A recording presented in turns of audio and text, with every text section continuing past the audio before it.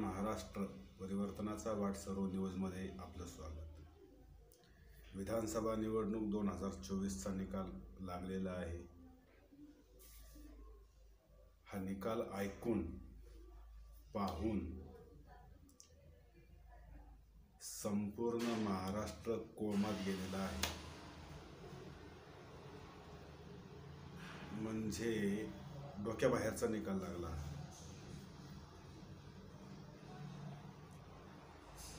या निकालाचं विश्लेषण कोणालाही करता येईना। सगळे पत्रकार, ज्येष्ठ राजकीय विश्लेषक आणि जेवढे केवढे ज्येष्ठ राजकारणी आहेत त्यांना सुद्धा या निकालाचं विश्लेषण करता आलेलं नाही। याचं कारण असं आहे, म्हणजे काही कळलंच नाही, काहीच कळलं नाही। हा निकाल इतकी मोठी तफावत आणि इतक्या मोठ्या लीडनी महायुतीची संख्या 288 पैकी 235, म्हणजे हे प्रचंड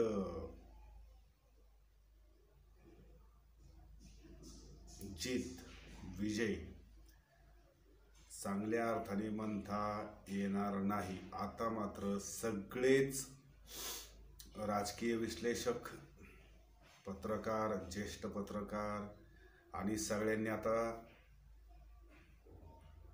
महाविकास आघाडीचं काय चुकलं आणि महायुतीने काय काय या विजयासाठी केलं याची कारणं द्यायला लागलेत की लाडकी बहीण योजना असू द्या किंवा विकासाची कामं केलेली असू द्या, असं काय हे लोक म्हणायला लागली।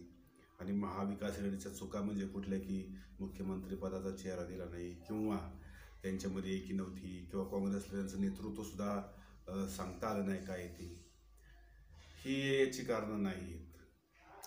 तुम्ही जर मागच्या मतदानाच्या आधीचा महिना जर तुम्ही पाहिला असेल तर त्याच्यामध्ये ग्राउंड लेवलला सगळीकडे शेतकरी असू द्या, मराठा असू द्या, मुस्लिम असू द्या, ओबीसी असू द्या, गरीब असू द्या, दलित असू द्या, शिक्षित असू द्या, शहरी लोक, ग्रामीण लोक, म्हणजे जेवढे सर्वे केले गेले, लोकांची मतं विचारली गेली, त्यावेळेस जवळजवळ 60 ते 70% लोकांनी सांगितलं होतं की यावेळेस महाविकास आघाडी, शिवसेना किंवा शरद पवार किंवा उद्धव ठाकरे किंवा काँग्रेसला मतदान होईल।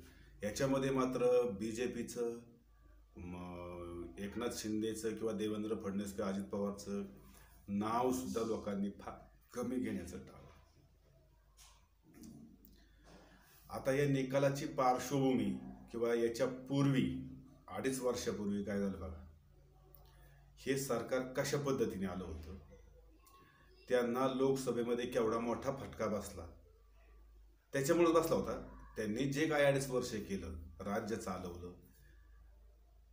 पक्ष फोडले आणि त्याच्यामुळेच किंवा न्यायालयाची न्यायव्यवस्था ह्याच्यावरती सुद्धा लोकांचं बारीक लक्ष होतं आणि त्याच्यामुळे लोकसभेला ज्या पद्धतीने निकाल पाहिजे होता त्या पद्धतीने निकाल लागला आणि विधानसभेला सुद्धा हा निकाल तसाच राहणार होता।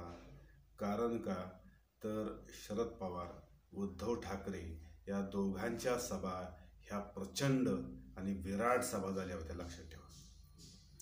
तुलनेत महायुतीची कोणतीच सभा ह्या दोघांच्या इतकी मोठी नव्हती। इवन पंतप्रधान येऊन गेले, अमित शाह येऊन गेले, योगी आदित्यनाथ येऊन गेले, कटेंगे तो बटेंगे झालं, एक है तो सेफ हे झालं, लाडकी बहीण योजना झालं। लाडकी बहिणींनी सुद्धा याला विरोध दाखवला होता की ह्यांचा काय भरोसा आहे, उद्या चालू राहील नाही का, किंवा आमचेच पैसे आम्हाला दिले। मग असं काय घडलं की नवखे चेहरे घेऊन, मुळात पक्ष फोडलेले लोकांनी त्यांना 2.5 वर्ष शिव्या शापच दिले आणि नवखे चेहरे घेऊन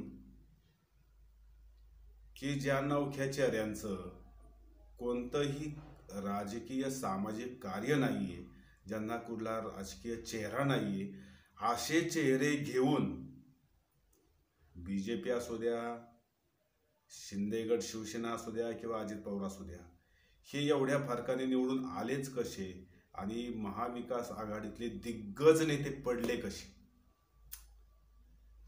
तर याच्यामध्ये जर सटीक याचं विश्लेषण करायचं असेल आणि स्पष्ट करायचं असेल ना, तर निवडणूक आयोग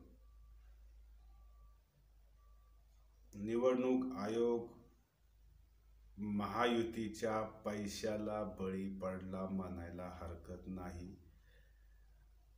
आणि ईव्हीएम मध्ये गडबड घोटाळा 100% झालेला आहे. दुसरं कोणतंही कारण नाही. हा महाराष्ट्रासाठी हा निकाल म्हणजे काळा निकाल आहे, लक्षात ठेवा. काही महायुतीचं आमचं काही देणं घेणं नाहीये आणि महाविकास आघाडी सुद्धा काही सत्तेवर आली तर काही ती शाण्यासारखी वागली असती असंही काही नाहीये. पण एक वातावरण असं होतं की महाविकास आघाडीच्या जास्तीत जास्त जागा येतील आणि महायुतीच्या कमी येतील किंवा निदान तिथपर्यंत पोहोचेल असं. ठीक आहे ना, 150 पर्यंत पोहोचू शकते, पण 235 म्हणजे गडबड आहे. आणि गडबड कुठलीच नाहीये, गडबड मतांची नाहीये, त्यांना मतं मिळाली नाही. तर बघा आता मुसलमानाची मतं, मराठा जरांगे फॅक्टर, ओबीसीची मतं, दलितांची मतं, ह्या दलितांचा विरोध महायुतीला होता, लक्षात ठेवा.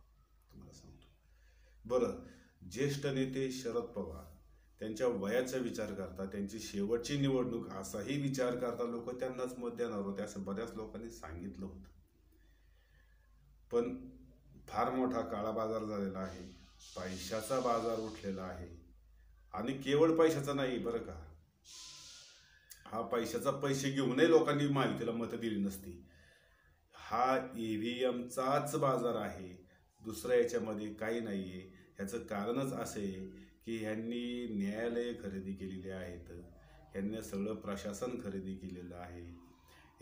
म्हणजे ह्यांनी काही ठेवलंच नाही, लक्षात ठेवा. सुप्रीम कोर्ट, हायकोर्ट तुम्ही खरेदी करता, त्याचे जज खरेदी करता, तुमचे निकाल 2.5-3 वर्ष लागत नाही. तेवढ्या मोठ्या मोठ्या माणसांचे, सर्वसामान्य माणसांच्या निकालांचं काय? जनतेला राजकारणाशी काहीही घेणं देणं नसतं, हेही तितकंच खरं आहे. या राजकारण्यांना माहीत नाही अजून, जनता ही स्वतःच्या पायावरती खंबीर उभी असते. फक्त जनतेला जी आश्वासनं दिली जातात त्याच्यावर जनता लूज पडलेली असते, ढिली पडलेली असते. नाहीतर जनतेला विकासाची गरज नाही, कशाचीच गरज नाही. जो माणूस आहे, त्या काही लोक अशी येतं तुम्हाला सांगतो की ज्यांनी गाव कधी सोडलेलं नाही, त्यांना काय करायचं विकासाचं कशाचं. पण ज्या पद्धतीने हे सरकार आलेलं आहे तुम्ही बघा, आणि विशेष म्हणजे समाज ढिम्म आहे, समाजाने ब्रश सुद्धा काढलेलं नाही, मात्र कोमात गेले सगळे. अचानकच आहे ना, एवढ्या मोठ्या फरकाने ज्यावेळेस महायुती सत्तेवर येते म्हटलं तर सगळा समाज शांत झालेला आहे. तुम्हाला सांगतो, टोटल वातावरण शांत झालेलं आहे आणि एक अस्थिरता आहे, लक्षात ठेवा. मोदीच्या कार्यकाळामध्ये माणसाच्या जीवनाला एक अस्थिरता निर्माण झालेली आहे. ती महाराष्ट्रामध्ये आता परत महाराष्ट्रातल्या लोकांमध्ये ती जास्त जाणवायला लागलेली आहे. हेही तेवढंच खरं आहे. पण महायुतीच्या निकाला हा भ्रष्ट निकाल आहे. हा फक्त आणि फक्त केवळ आणि केवळ ईव्हीएमचाच निकाल आहे, दुसरा कुठलाही नाही. ह्याची चिरफाड करायला पाहिजे, पण करणार कोण? जे विरोधी लढले यांच्या, ते मुख गिळून गप बसलेले आहेत. जनतेला याच्याशी काही घेणं देणं नसतं आणि जनता सहनच करत असते ना शेवटी. म्हणजे जनतेने हे मान्य केलं की ठीक आहे, आलेत निवडून, येऊ द्या, ईव्हीएमने आलेत ना, येऊ द्या, कशी का व्हायना पण आले, कोणीतरी सत्तेवरती आलेलं आहे, ह्या हेतून ह्या सगळ्या गोष्टी झालेल्या आहेत. मात्र आता चर्चेला कितीही उदाहरण आलं, काही आलं तरी चालन. आता ह्याचं सटीक विश्लेषण वगैरे काही असल्या गोष्टी नाही आहेत. केवळ आणि केवळ ईव्हीएममुळे महायुतीचे एवढ्या मोठ्या फरकाने विजय झालेला आहे.